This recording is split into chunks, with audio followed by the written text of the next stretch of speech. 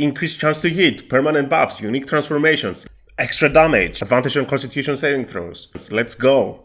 Hello guys and welcome. Today we're going to be going through the companions' unique abilities. Now there's a few companions in the game and some of them or most of them get unique abilities that you cannot get, not from their race, not from their class, but because of who they are. This is quite important, guys, because you want to optimize for it. There's different abilities that you can get from different companions, so it's something that would help you, and it definitely helps me when making choices on what character I want to make. So let's start out with Astarion first. So Astarion, early on in the game, gets the Bite ability. The Vampire's Bite ability is a bonus action to use. It deals 2d4 piercing damage and heals you for 2d4. Whenever you use the Vampire's Bite, Astarion gets a Happy ability, which gives him +1 to ability checks, saving throws, and attack rolls. This is really important, guys, because it can help you and increase your accuracy by quite a bit. Now, the enemy or the other character that you're using this on gets the Bloodless ability, which, again, not ideal if it's on yourself, but if it's on your enemies, then it's good because it reduces their chance to hit. Now, additionally, if you choose to continue with Astarion's Ascent, I'm not going to spoil more than that on him, you get to unlock the Ascendant's Bite, which is an upgraded version of the Vampire's Bite, which deals 66 necrotic damage and heals you for 66. Also, it makes you happy, and it makes the enemy or the other character bloodless. And you get the Gaseous Form ability, which allows you to transform as a bonus action for as long as you like into a gaseous form. Now, the most important ability here from Astarion is the Vampire's Ascendant buff. Once you get that, once you ascend as a vampire, all of your attacks, all of your weapon attacks deal an extra 1 to 10 necrotic damage, also unarmed attacks too. So weapon attacks and unarmed attacks deal 1d10 extra necrotic damage. So if you do 10 attacks in one turn, you're going to do extra 10d10 necrotic damage. This is really strong for monks, for any weapon fighting class or build. So always keep in mind that Astarion in the late game is the strongest melee class, no matter what build you want to do, even strength builds. Not many can compete with that. Keep in mind that with Astarion, you can get a +2 strength potion. Once you reach Moonrise Towers, talk to the vendor. She will ask you to bring Astarion there. And if you choose to give some of his blood away, you get a +2 permanent strength buff potion, which you can drink or any other character you have in your party can drink. So keep that in mind as well. Now, if you enjoy the content, guys, please like and subscribe. It really helps with the channel. Join our Discord. Come by at Twitch. Also, reminder, every Sundays at 5 p.m. Berlin, Germany time, we do a live stream where we play with viewers and we have this campaign going on. We're starting out today, so just keep that in mind. Now, let's continue on to Gale. Now, Gale doesn't start with any unique abilities. However, Gale, down the line, he unlocks an ability that has a massive explosion that ends the game, and let's just end it there. I don't recommend using that ability ever, but it's very good for speedrunning the game. Additionally, in Act 2, he can get, this is something that I didn't unlock, but he can actually get advantage on all his constitution saving throws, which is going to make him a very strong sorcerer, buffer, or debuffer in the party, or control wizard, depending on what build you want to make. But sorcerers, clerics, and wizards are very good for Gale, because the advantage on con saves for free without any investment in it is really good on maintaining that concentration. You can also create a Shadow Lantern halfway in Act 2, which you can use to summon a shadow, which is a unique creature that you can only summon if you have Gale in your party when you're exploring that area. Up next, we have Karlach. Now, Karlach, pretty sure I told you to fuck off, mate. If you feed her a soul coin, so you have to find soul coins in the game, there's quite a bit of them.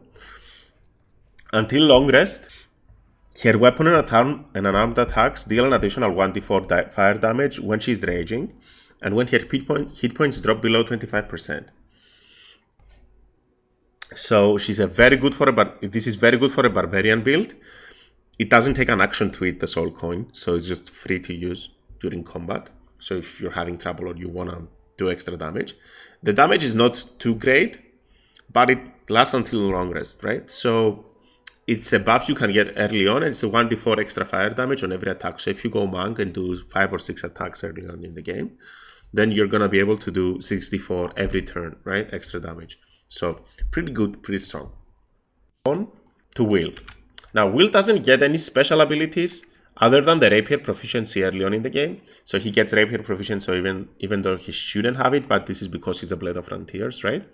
But he doesn't get much more. He does get like a weird transformation and some items if you decide to follow what Minthara is telling you. I would say he doesn't get anything really special, in my opinion, apart from the unique storyline. So up next, we have our favorite alien. Not those aliens. The other green alien. Lae'zel. To be completely honest, I had to kill my Lae'zel early on in my campaigns. So I didn't find out if she has any unique abilities. But I've researched it and I haven't found any special traits that she does have.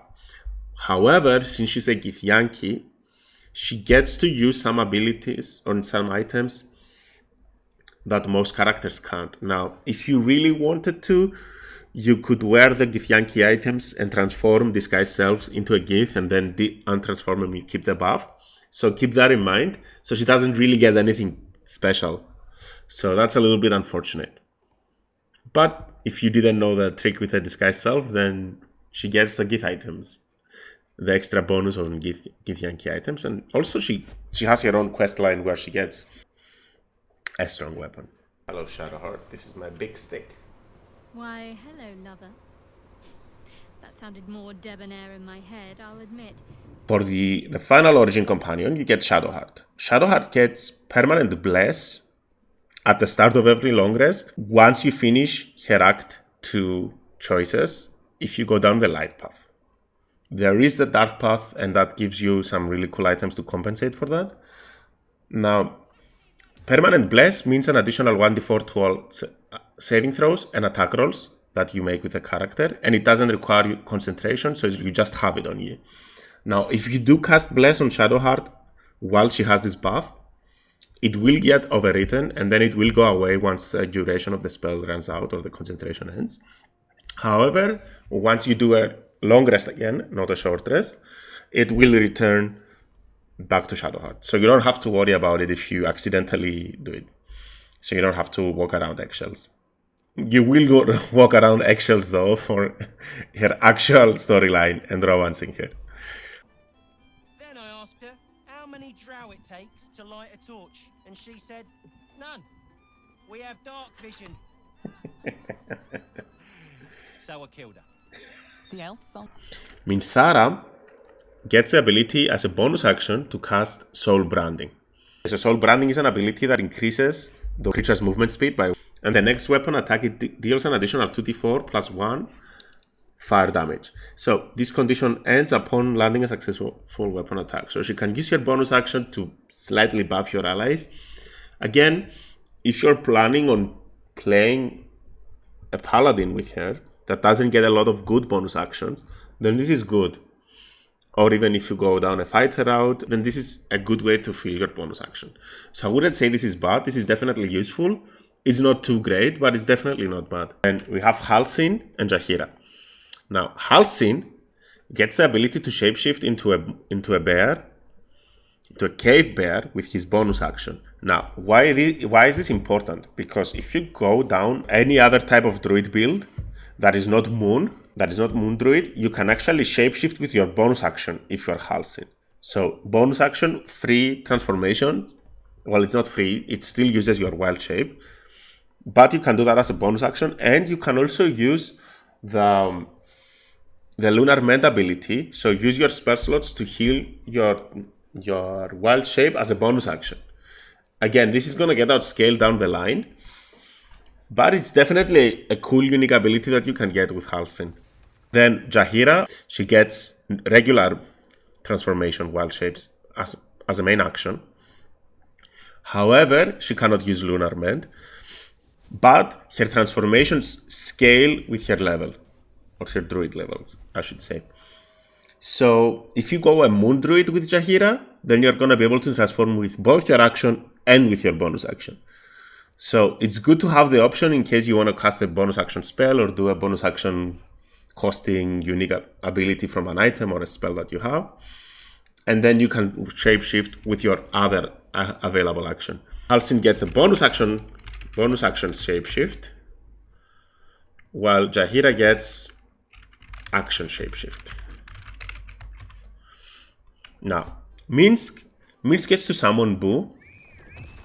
Boo is a unique find familiar. It doesn't stack with other familiars, so if you have like a Raven out and you summon Boo, Raven is gonna go away.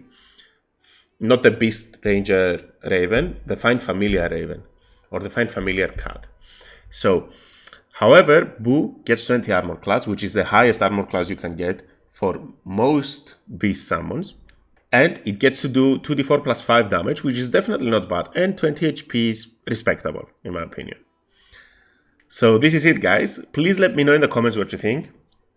If you enjoy the content, like and subscribe. I think this is really important information.